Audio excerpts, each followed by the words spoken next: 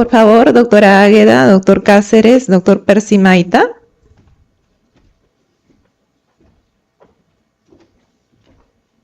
También les quiero presentar, tengo el gusto de presentarle al doctor Sergio Liteuca. Él es profesor asociado en el Departamento de Cirugía de la Universidad de Miami y se desempeña como director de Bioética Global en el Instituto de Bioética de la Facultad de Medicina Miller de la Universidad de Miami, centro colaborador de la Organización Mundial de la Salud en Ética y Políticas de Salud.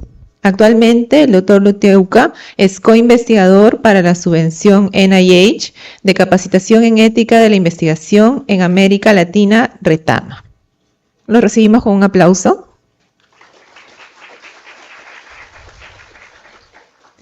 También tengo el gusto de invitar a la doctora Elizabeth Heyman.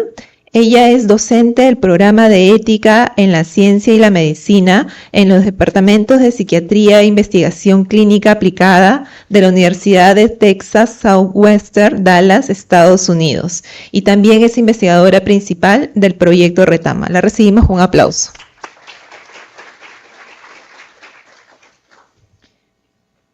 Bueno, luego de haber escuchado las participaciones iniciales, quizás tenemos comentarios o queremos iniciar con algunos comentarios, doctora Elizabeth.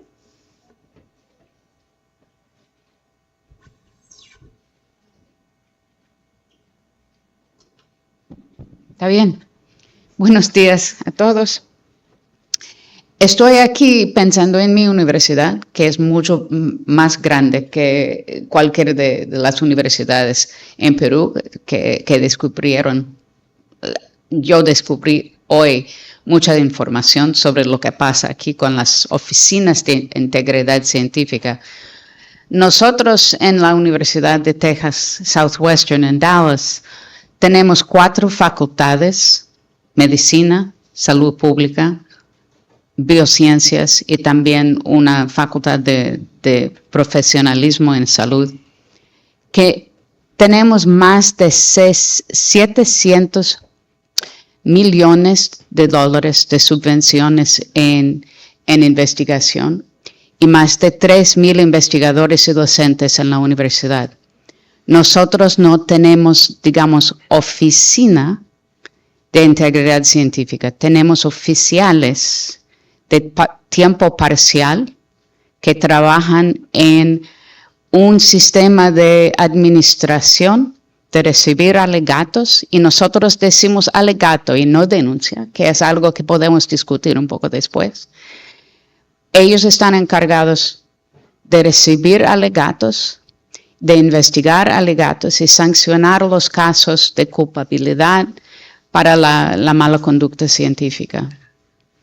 Ellos también tienen responsabilidad para la enseñanza, o es decir, para asegurar que hay un sistema de enseñanza y formación para los estudiantes en integridad científica, y que los que tienen algunos tipos de grants desde NIH tengan una formación apropiada a su nivel de investigación, sea investigación clínica o básica, necesitan algún tipo de enseñanza y formación para las habilidades y conocimientos en la ética y la integridad en investigación. Pero los oficiales no lo enseñan. Ellos tienen que asegurar que alguien más lo haga. Para nosotros, los desafíos que me han pedido decir algo sobre los desafíos que veo yo son comunes. ¿Quién va a financiar este sistema de administración? Porque los oficiales en mi universidad no tienen apoyo administrativo. Son ellos, no voluntarios, hace parte de su empleo, pero son de tiempo parcial. Y si hay casos, si hay alegato, ellos tienen que dejar la investigación que ellos hacen a sí mismos para investigar, para administrar los alegatos y los casos, los procedimientos. Ellos también tienen el desafío que yo veo acá. ¿Quién necesita la enseñanza? ¿Por todos? En los Estados Unidos tenemos bajo los NIH el requisito de dar clase presencial o lo que dicen face to face, cara a cara, que no puede ser solamente asíncrono, ni podemos utilizar Citi para todos, porque Citi es asincrónico y no tiene nada personal enseñando a los demás estudiantes. ¿Quién necesita cuál tipo de instrucción? Es un desafío porque one size does not fit all. No se puede utilizar un solo tamaño. Que para ustedes, para nosotros es un desafío ya que tiene como 20 años. Hacemos esa pregunta y no tenemos respuesta todavía. Para mí, a mí ver la pregunta de quién paga, tal vez sea lo más importante, porque sin financiamiento no podemos armar un sistema ni fomentar una cultura de ética que queremos hacer. Gracias. Buen día. Yo voy a agregar a lo que comenta aquí la doctora Heitman. Yo también pertenezco a la Universidad de Miami. El campus médico tiene cientos de millones de dólares de los NIH en fondos para investigación, al igual que lo que dice mi colega. No tenemos una oficina de integridad científica, tenemos el Provost de Research, que es el que se encarga en definitiva de tomar los alegatos, otro tema importante. Y estuve escuchando muy atentamente todas las presentaciones anteriores y junto aquí con mi colega, casualmente en años atrás tuvimos varios grants de la Oficina de Integridad Científica de los Estados Unidos para estudiar distintos aspectos de integridad científica en América Latina, incluido Perú. Y lo que podemos decir es que Perú tiene el avance con respecto a lo que encontramos en otros países de la región, que tiene un código de integridad científica, como vos, Percy, lo has manifestado. Ahora, que haya un código no quiere decir que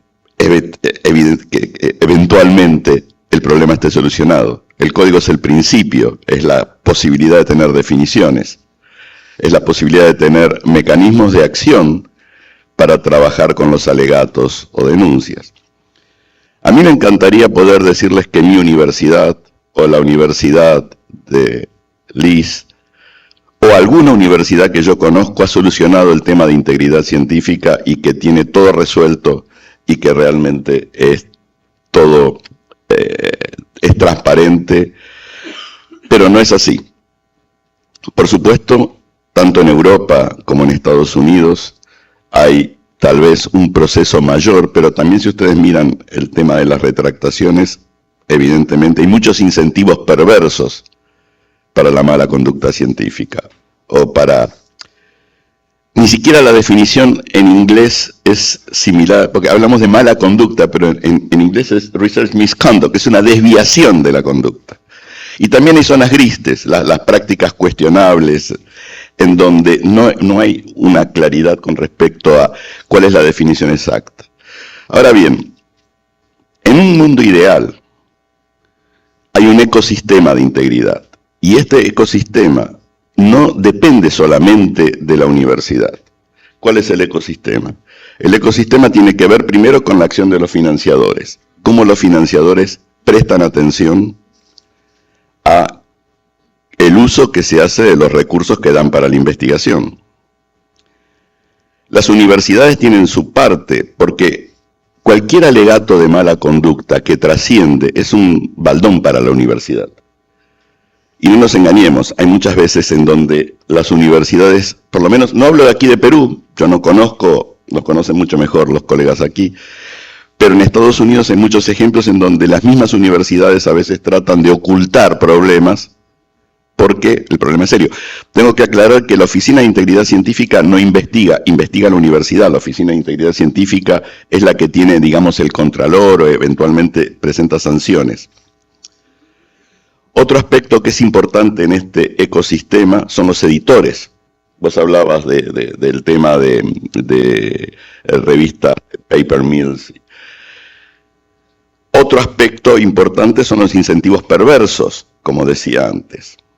Y otro aspecto que usted comentaba, que tiene que ver con el manejo de denuncias, es cómo se maneja la privacidad, o la confidencialidad, mejor dicho, en los alegatos o en las denuncias, pero a la vez, cuáles son los procedimientos claros que todo el mundo tiene en mente cuando se va a iniciar una investigación, y cómo funciona ese ecosistema dentro de la universidad para que se proteja al denunciante y se proteja al denunciado, porque otra de las cuestiones que podemos ver es no digo la politización, en inglés es weaponization, el uso de estas denuncias, sobre todo en comunidades científicas pequeñas, en donde ustedes saben que para un investigador a veces los otros investigadores no son amigos, sino son enemigos, y hay rencillas personales, y hay cuestiones en donde se pueden mal utilizar estos elementos. Y finalmente está el tema que usted lo planteaba de el clima ético en la institución. O sea, son muchos aspectos para trabajar y evidentemente por lo que nosotros vemos, las universidades peruanas y en el particular los casos que se han mencionado acá están trabajando en ese sentido. Pero falta mucho todavía y no hay un modelo, como les decía antes, demasiado claro a seguir. Y finalmente, el último tema, y con esto termino, del ecosistema es la opinión pública. Porque la opinión pública, a través tanto de lo que le llega a los representantes políticos, si es que los representantes políticos tienen interés en que la investigación sea un factor de desarrollo, tanto así como lo que la gente quiere conocer acerca de qué es lo que se hace con los recursos en investigación, es importante. Todo ese ecosistema teóricamente tendría que estar alineado en alguna manera para que podamos idealmente tener un modelo de integridad científica adecuado.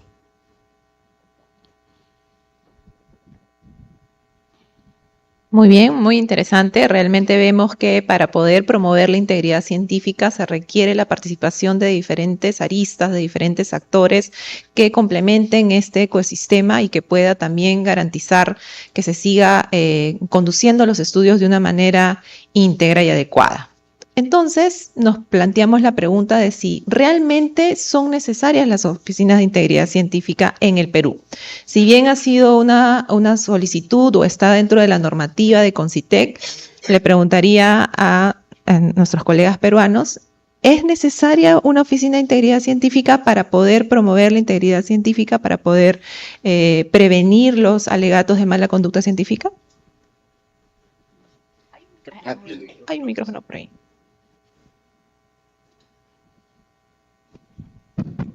Bueno, si quieres. Ok, perfecto. Ok, entonces lo que yo podría decir, pensando en lo que mencionó Águeda justamente, que sería muy difícil ahora tener oficinas de entidad científica en universidades públicas que no las tienen por todos los requisitos administrativos, ¿no?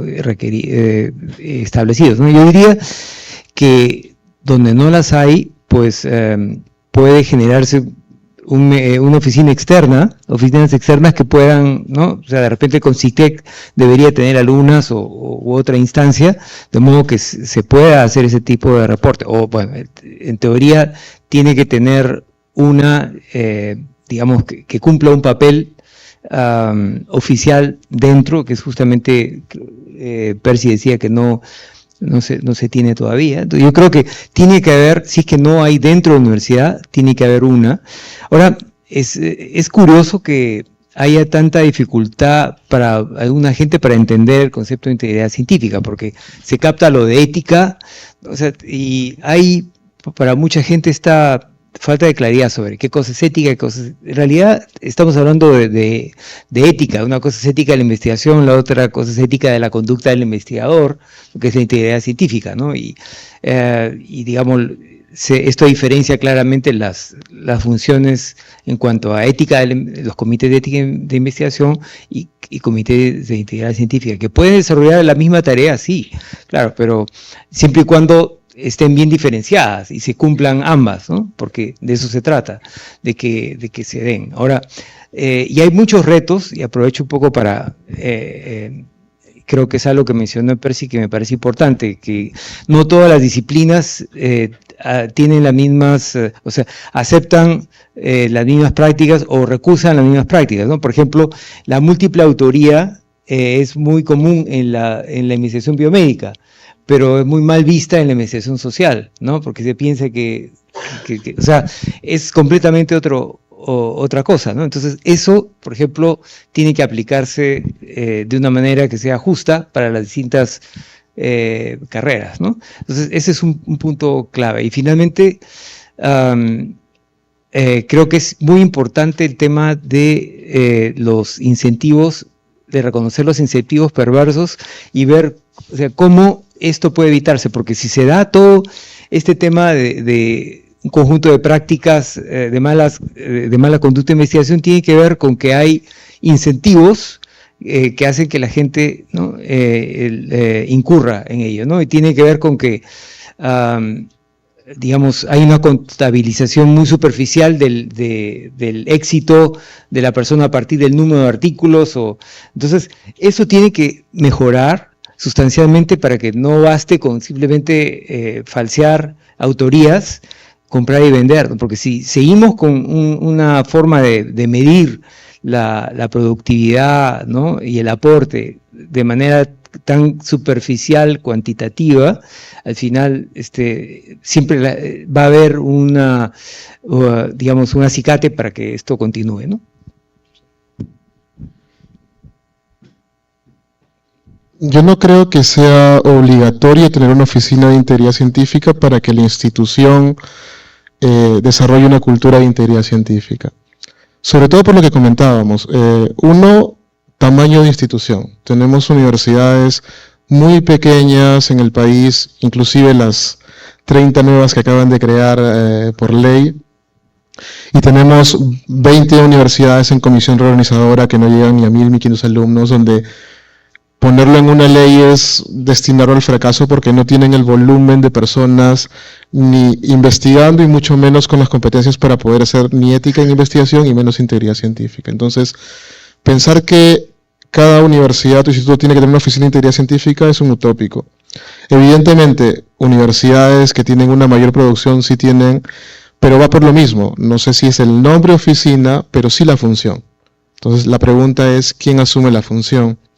Y el otro problema que tenemos es lo que nos pasó con ética en investigación. Es decir, hoy por hoy tenemos claro que el ente regulador es el INS, tenemos una red de comités de ética, tenemos estrategias de formación, tenemos reuniones, están por aquí la mayoría. Eso ya existe, en integridad no lo tenemos. Y el problema es que con CITEC como tal, recién para este año les han aprobado el personal para crear la posible oficina porque están cambiando su organización.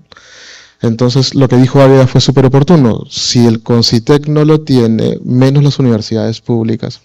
Pero hay un problema. Así como el INS no ve la evaluación de todos los trabajos de investigación de humanos en el Perú, porque lo ve cada comité, tampoco el CONCITEC va a poder asumir todas las denuncias o alegatos de todo el país, que es lo que está pasando hoy.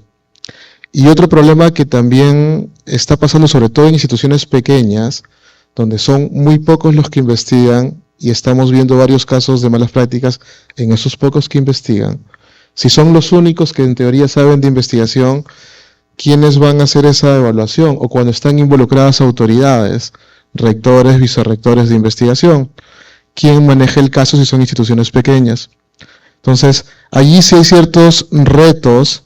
Alguna vez lo hemos conversado con la gente de Minedu, con CITEC, de tener un ente que les dé soporte, así como pasó con ética en investigación, donde había un comité por lo menos por región, y ya luego conforme iban desarrollándose las universidades y hospitales tenía su comité de ética. Entonces tocaría ver alternativas de cómo se puede dar ese soporte o cómo hacer para evaluar situaciones cuando los implicados tienen autoridad directa en una institución. Pero, insisto, ahí el problema es más bien, como bien mencionó Aida, lo reactivo. Pero lo que sí es importante también en todo este proceso que me ha tocado participar en investigar ciertos casos, es que son casos puntuales, o sea, no es un problema sistemático como lo hemos mencionado, en todo el mundo hay, en Perú también hay algunos, y más bien es el propio sistema de investigadores en el Perú que se ha preocupado en ir detectando y separando la paja del trigo, pero sabemos que existen.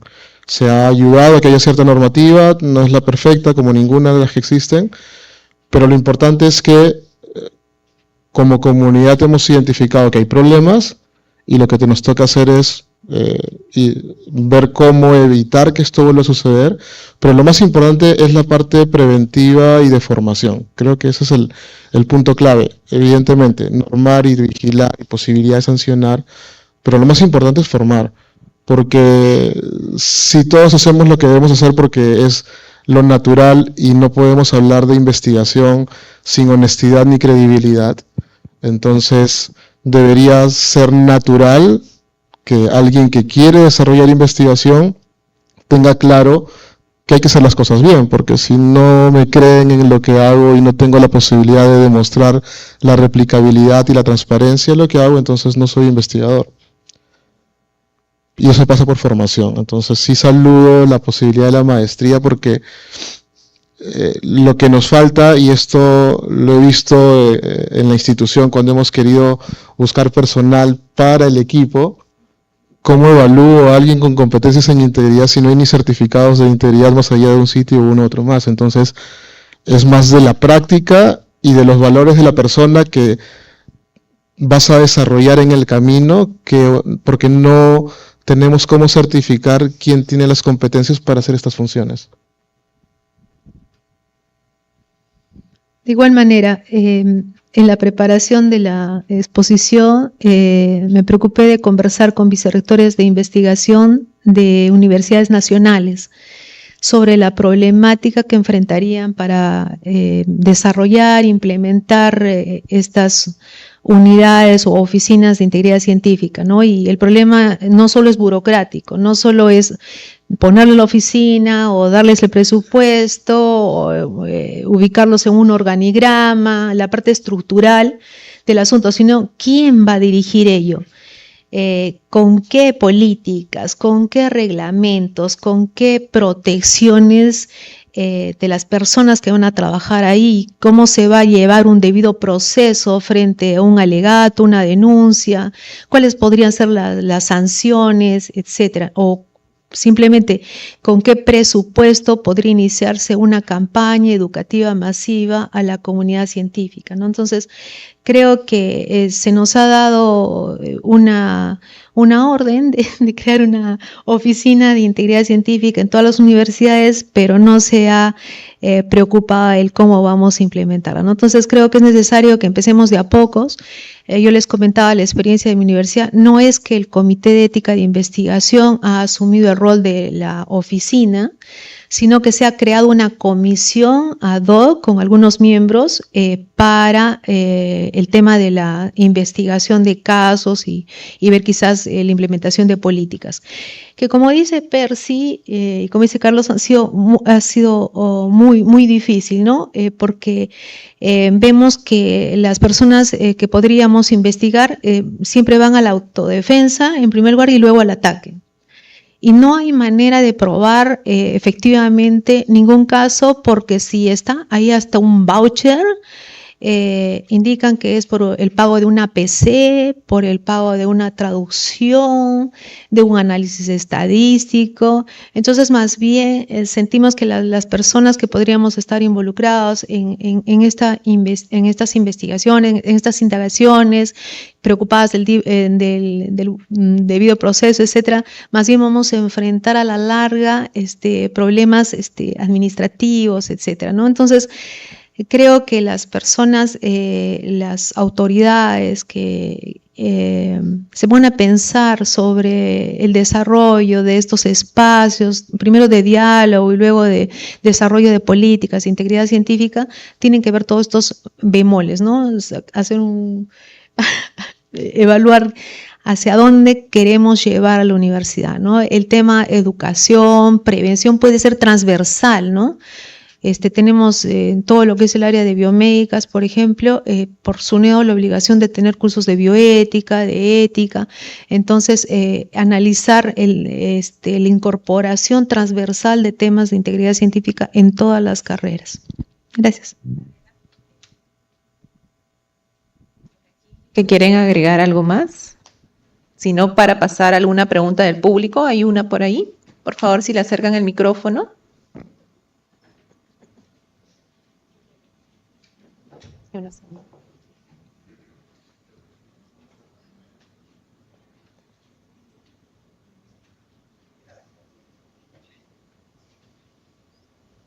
Las respuestas, un segundito, las respuestas deberán ser muy puntuales, por favor, en aras del tiempo. Gracias. Buenos días, muchas gracias por sus presentaciones y ponencias. Desde que ingresamos a las universidades, muchos tenemos, digamos, el afán de la investigación. Y entonces, yo quería preguntarles, ¿la integridad científica no debe quedar solamente como un código o una oficina? Creo que la integridad científica tenemos que llevarla a todos los investigadores y todos, escritas en el corazón y en la frente. Eso es lo que a mí me parece. Pero, ¿cuáles son las estrategias que se tienen para, digamos, llegar con la integridad científica en los programas de pregrado, posgrado, en los programas, digamos, de las maestrías y doctorados? Porque realmente es sumamente importante y no solamente esperar, digamos, los fraudes que se puedan, digamos, cometer con la investigación científica, sino que creo que debe, digamos, desde el punto de vista preventivo, llegarse a estos entes y poder hacer las medidas al respecto. Gracias. ¿Quién quiere responder? Sí, completamente de acuerdo con lo mencionado. Nosotros tenemos una estrategia y tiene que ver con la estrategia de formación en investigación. ¿Qué cursos a lo largo de toda la carrera los estudiantes desarrollan la competencia de investigación? Y dentro de las habilidades que tienen que tener en investigación está conducta responsable en investigación. Entonces, allí es donde repartes los contenidos en los cursos de investigación para que se evalúe, se discuta de ello. Nosotros en nuestro caso tenemos por cada programa académico un responsable de investigación que vigila esta cadena de cursos y desde el equipo supervisamos de que hayan los contenidos en el syllabus y ya. El extra es el City. Pero también pasa con lo mismo, ¿no? Tener a las personas adecuadas dictando los cursos de investigación. ¿Qué es lo que nos ha pasado? Por ejemplo, en el 2011 hicimos un estudio donde evaluamos todas las mallas curriculares de medicina del país, todos los cursos de investigación, y encontramos que solo el 30% alguna vez en su vida había publicado algo. Entonces, ¿cómo le enseño yo a alguien a investigar si yo no soy investigador? ¿Cómo te enseño a ti de ética e integridad científica si no lo soy? Entonces, el reto también está en quiénes son las personas que están formando en investigación a nuestros estudiantes. Y esto es en medicina, lo que vimos hace unos 10 años, donde en medicina hay más costumbre de investigación y demás. Pasemos a otros campos de conocimiento y es crítico. Cuando nosotros nos ponemos a buscar docentes para que dicten cursos de investigación, en otras carreras no encuentras. Entonces hay un doble labor de la universidad, no solamente en encontrar la persona adecuada con los valores, sino que también sepa del tema.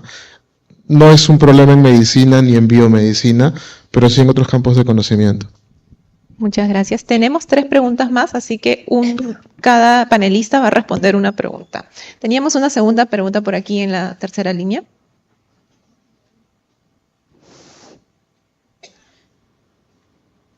Bueno, quería preguntar si la ética y la integridad científica no están acaso vinculados directamente con el rol de las universidades y el sentido fundamental de la investigación, ¿no? Si es que vamos a crear normas para perseguir a las personas o vamos a tomar como medidor fundamental cuánto estamos desde nuestra institución contribuyendo al desarrollo humano sostenible, o acaso estamos persiguiendo los rankings y en qué nos posicionamos con fines de negocio. ¿Qué tipo de universidad queremos construir? ¿Qué tipo de investigadores y de profesionales queremos formar? ¿Acaso estamos olvidando el rol fundamental de la universidad? Gracias. Doctor, Me gusta mucho esa pregunta. También me gustaría tener una respuesta acerca del tipo de rol. Pero sí, en teoría, el rol de la universidad sería formar personas con esa integridad que usted dice. El tema es que, como en cualquier profesión y en cualquier especialidad de la vida, la gente tiene sus propios intereses, sus propias inquietudes y a veces sus propias transgresiones también. Pero un tema quiero tocar, porque me gustó lo que usted dijo con respecto a perseguir. A mí lo que me preocupa en la creación de comités es la creación de comités de Torquemada. Sobre todo cuando hay escándalos que a lo mejor no tienen sanción y otros escándalos que no son tales a lo mejor representan sanción. O sea, hay gente más sancionable que otra, de acuerdo a la posición que tenga en la cadena alimentaria de la universidad. Y creo que un punto importante para lo que usted dice tiene que ver con el desarrollo de manuales y guías claras. Es educación y es manuales, en donde todo el mundo sepa qué es lo que se espera y cuáles son las sanciones. Pero básicamente que se sepa qué es lo que se espera en cuanto a lo que puede y no puede hacer. Yo creo que es un punto fundamental, porque el riesgo que usted intuye es el mismo que a mí me preocupa. El uso de esto para solucionar rencillas personales o interinstitucionales, digamos. Gracias. Sí, algo muy, muy breve, que en realidad la integridad científica tiene que ver con si hacemos investigación, o sea, que la investigación produzca conocimiento, que es conocimiento, no sé, está con el otro. Sí.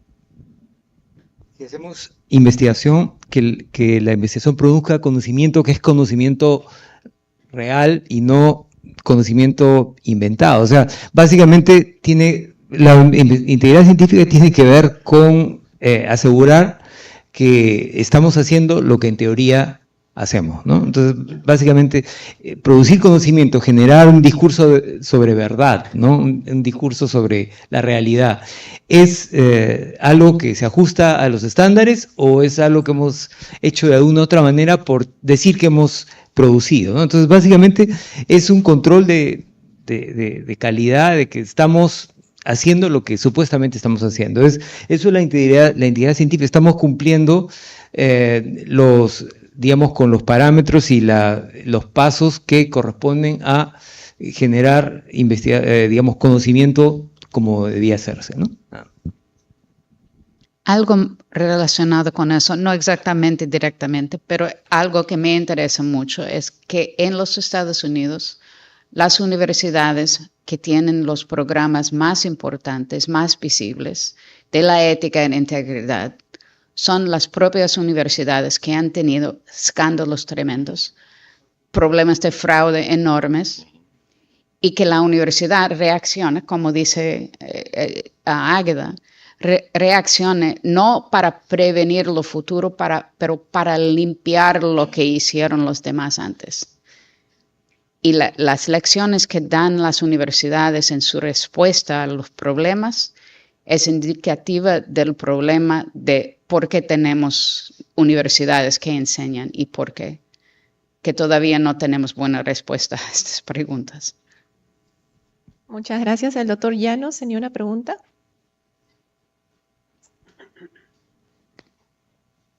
Gracias.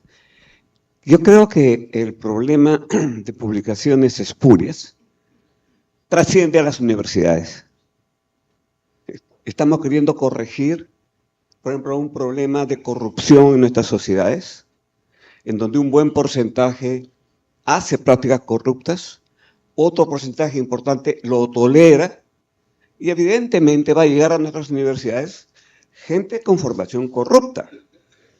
En nuestro país, si no existe un reglamento que diga que está prohibido, está aceptado. Por lo tanto, de principio, las publicaciones corruptas sí están aceptadas, a no ser que exista un reglamento que diga que eso está mal.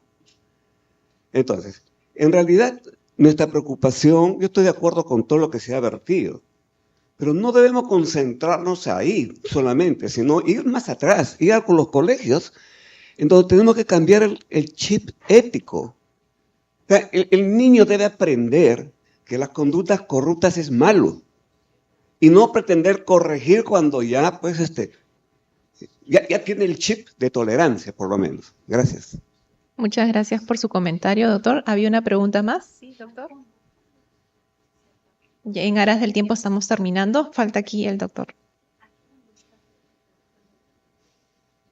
No he visto nadie más. Disculpe, la ley universitaria establece dentro de su articulado de que todas las universidades deben tener un ente sancionador, ¿no? Este ente sancionador es a manera de un comité y tiene que ver con todas las faltas éticas y deontológicas que se produzcan en la universidad, ¿no? No solamente en la investigación, sino en una serie de actividades que desarrollan los docentes y alumnos. Entonces la pregunta sería, el comité de ética se encarga de ver si es que hay faltas a la ética en la investigación, el comité de integridad científica evalúa las faltas de la conducta del investigador y proponen, pero no pueden sancionar ni el comité de ética ni el comité de integración científica, sino es este ente sancionador que se deben instalar en las universidades. Entonces yo pregunto a los acá presentes si en sus universidades se ha instalado ya este comité sancionador, porque que de cometerse faltas y plagios se producen siempre, y ya han tomado acciones este comité sancionador sancionando a estos faltosos, como dijo uno de los exponentes.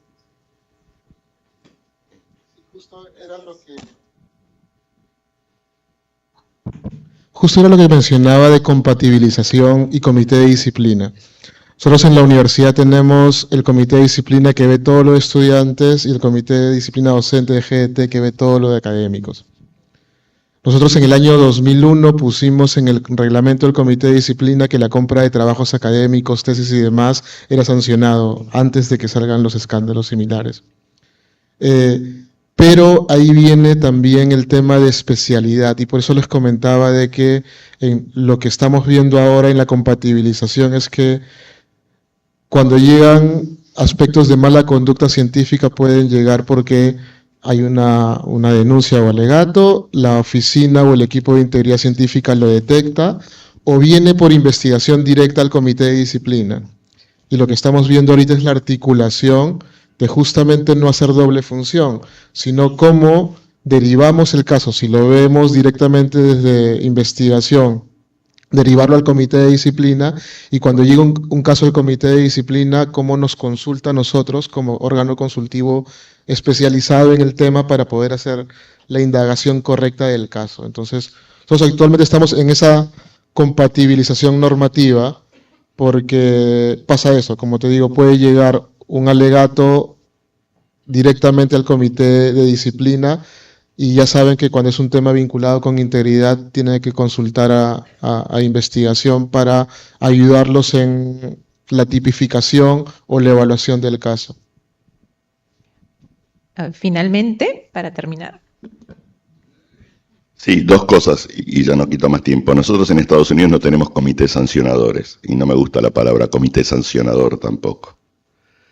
Lo que tenemos son mecanismos, eventualmente, para el seguimiento de alegatos, la investigación y, eventualmente, si eso fuera necesario, a instancias para las denuncias o los casos de escándalos, como decía mi colega Liz. Y con respecto a lo que el colega plantea, también estoy totalmente de acuerdo. Hay una cuestión, por eso yo me refiero al ecosistema. Y cuando hay una tolerancia de la sociedad muy grande hacia la corrupción se normaliza. Y entonces es un poco difícil a veces para poner a las universidades solamente en el centro del problema. Las universidades son parte de este sistema, pero solas no pueden resolver esta cuestión. Muchísimas gracias a todos los participantes, a los panelistas especialmente. Esta discusión tendría para mucho más. Podríamos quedarnos todo el día realmente con todas las cuestiones, pero debemos parar. Tenemos ponentes que nos están esperando para la siguiente charla, así que doy por finalizada esta mesa redonda. Gracias a todos.